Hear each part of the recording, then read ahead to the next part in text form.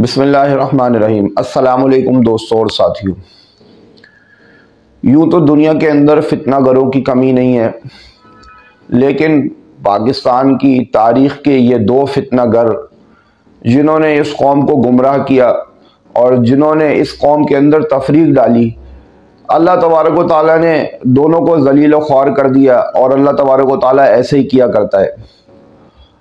اب آپ دیکھیں، ایک چیز کو آپ نوٹ کر لیں اس کے اندر کہ کسی کی بہت زیادہ فین فالوئنگ ہونا یا کسی کے پیچھے بہت زیادہ لوگوں کا ہجوم ہونا یہ دلیل نہیں ہے کہ یہ شخص حق پر ہے۔ کیوں؟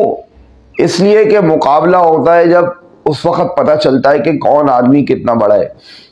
اور پھر ایک آدمی جو کہ سیاسی شعبدے باز تھا، جس نے اس قوم کا بیڑا غرق کیا اور اس قوم کے اندر تفریق ڈالی اور آپس میں گھروں کے اندر رہنے والے لوگ لڑ گئے، دوستوں سے دوست لڑ گئے، بھائیوں سے بھائی لڑ گئے، وہ شخص بھی آج اندر بیٹھا ہوا ہے جیل کے اندر، اب اپنی سزا کاٹے گا القادری ٹرسٹ کے تحت جو اس کو سزا ہو گئی۔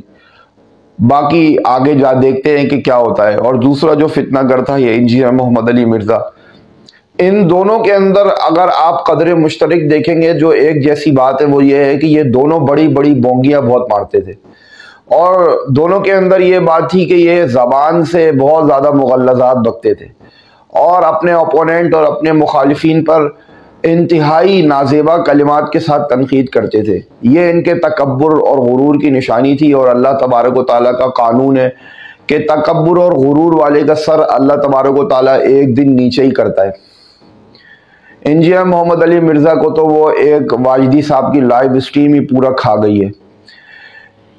جہلم کے اندر آخری خبر کے متعلق جہلم کے اندر اس وقت بہت زیادہ سوگ ہے، اور خود انجینئر مرزا کے اسٹوڈنٹس اور وہ خود ہی ان سے سوال کریں اور ان سے پوچھے کہ بھائی جب اتنے بڑے بڑے آپ دعوے کرتے ہو تو دعوے کرنے والا بندہ تو اتنا ڈرپوک نہیں ہوتا، وہ تو سامنا آتا ہے، سامنا کرتا ہے۔ لا شجاعت یا فتح قبل الحروب، مولانا رومی نے بڑا پیارا شعر اسی موقع کے لیے شاید کہا تھا کہ اے نوجوان، یہ تیری جو ڈینگیں ماننے کی عادت ہے اور جو اتنی بڑی بڑی لافزنیاں کر رہا ہے، لیکن تیرا پتہ جب چلے گا جب تو میدان میں آئے گا۔ لیکن انجینئر محمد علی مرزا کی تو کچھ ہمت ہی نہیں ہوئی۔ اچھا ہوا اس فتنے کا خاتمہ ہوا، اور جو شخص بھی اس بات سے بہت زیادہ متاثر تھا کہ انجینئر نے منجی ٹھوک دی، تو ان لوگوں کے لیے عرض ہے کہ جتنی عزت انجینئر نے 12 سال میں کمائی تھی، اللہ تبارک و تعالیٰ نے 4 گھنٹے کے اندر پوری عزت برابر کر دی۔ جب آپ کے پاس نہ تو علم ہے، نہ تو تحقیق ہے، نہ آپ کو عربی زبان پر کوئی عبور ہے، تو آپ ان لوگوں ایسے لوگوں کو چھیڑتے ہی کیوں؟ اور پھر جب چھیڑتے ہو تو پھر سامنا کیوں نہیں کرتے؟ تو اتنی بڑی ذلت اور رسوائی شاید تاریخ میں کسی کی نہیں ہوئی ہو۔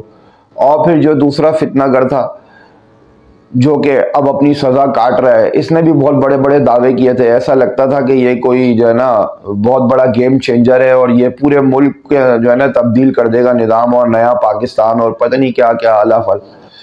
لیکن اس کا نتیجہ یہ تھا کہ اس کے بھی جو فالوورز تھے اور اس کے بھی جتنے لوگ تھے جو اس کو چاہنے والے تھے، کہاں گئے وہ لوگ جو کہتے تھے کہ خان کچھ کہے گا تو میں جو ہے نا اپنی جائیدادیں بیچ دوں گا، میں اپنی جان پہ کھیل جاؤں گا، اور آپ ایسے تماشے روز دیکھتے رہتے تھے۔ آج کہاں ہے وہ؟ آج نکلواؤ نا پھر۔ اتنا بڑے اتنے سارے لوگ ہیں اس کے ساتھ، بولا جاتا تھا کہ پاکستان کی 80% عوام اس کے ساتھ ہے، تو کہاں ہے وہ 80% عوام؟ ہمیں تو نظر نہیں آ رہی، اور مٹی پلید ہوتی چلی جا رہی ہے۔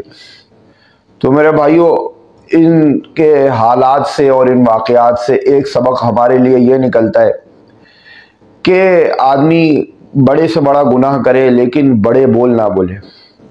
ہر گناہ کی سزا تو اللہ مؤخر کرتا ہے، لیکن بڑے بول کی سزا اور ماں باپ کو ستانے کی سزا، ان کی سزائیں اللہ تبارک و تعالیٰ دنیا ہی میں دے دیتا ہے۔ غالباً یہ قول ابن عباس رضی اللہ تعالیٰ عنہ کا ہے یا کسی اور سے منقول ہے کہ البلاء مؤکد من القول، آدمی کے بول کے ساتھ ہی اس کی بلا جو ہے نا وہ جڑی ہوئی ہوتی ہے۔ یہاں اس نے بڑا بول بولا اور یہاں اس کو کسی بلا نے گھیرا۔ اور آپ دیکھیں کہ دجال جو ہے، دجال، اس دجال کے ساتھ بھی اس کی بھی بہت بڑی فین فالوئنگ ہوگی۔ اس کے ساتھ بھی بہت لوگ اس کے پیچھے پیچھے ہوں گے، اور اللہ تبارک و تعالیٰ اس کو کتنے اختیارات دے دے گا، جہاں چاہے گا بارش برسائے گا، جہاں چاہے گا کھیتی اگے گی۔ لیکن کیا وہ دجال کی کرامت ہوگی؟ نہیں، اس کو کہا جاتا ہے استدراج۔ ایک ہوتا ہے معجزہ، ایک ہوتی ہے کرامت، اور ایک ہوتا ہے استدراج۔ ان تینوں میں آج فرق سمجھ لیں۔ معجزہ ایسی خارق العادت باتیں اور چیزیں جو کہ عام دنیا کے اندر اس کا تصور نہیں کیا جا سکتا، لیکن وہ انبیاء کے ہاتھوں ظاہر ہوتی ہیں، تو اس کو معجزہ کہا جاتا ہے۔ ایسی خارق العادت سے مطلب عام طور پہ وہ ظہور پذیر نہیں ہوتی، ایسی چیزیں وہ کسی نیک بندے اور صالح بندے کے ہاتھ سے صادر ہو جائیں تو اس کو کرامت کہا جاتا ہے، اور اگر وہ کسی شیطانی آدمی کے ہاتھ سے ظاہر ہو جائیں ایسی عادتیں تو اس کو استدراج کہا جاتا ہے۔ تو بعض مرتبہ اللہ تبارک و تعالیٰ ایسے فتنہ گروں کو بہت بڑی فین فالوئنگ بھی دے دیتا ہے، اور بہت بڑے بہت زیادہ لوگ بھی دے دیتا ہے، بہت ان کو چند دنوں تک بہت زیادہ چرچا بھی ہوتا ہے، لیکن اللہ تبارک و تعالیٰ جب ان کو گراتا ہے تو پھر ان کی ایسی مٹی پلید کرتا ہے کہ پھر وہ منہ دکھانے کے قابل نہیں رہتے۔ تو اللہ تبارک و تعالیٰ ہمیں بڑے بول بولنے سے محفوظ فرمائے، اور پاکستان کو اور پاکستان کی عوام کو اور سارے عالم اسلام کو اس طرح کے شعبدے بازوں سے اور فتنہ گروں سے حفاظت فرمائے۔ وآخر دعوانا الحمدللہ رب العالمین۔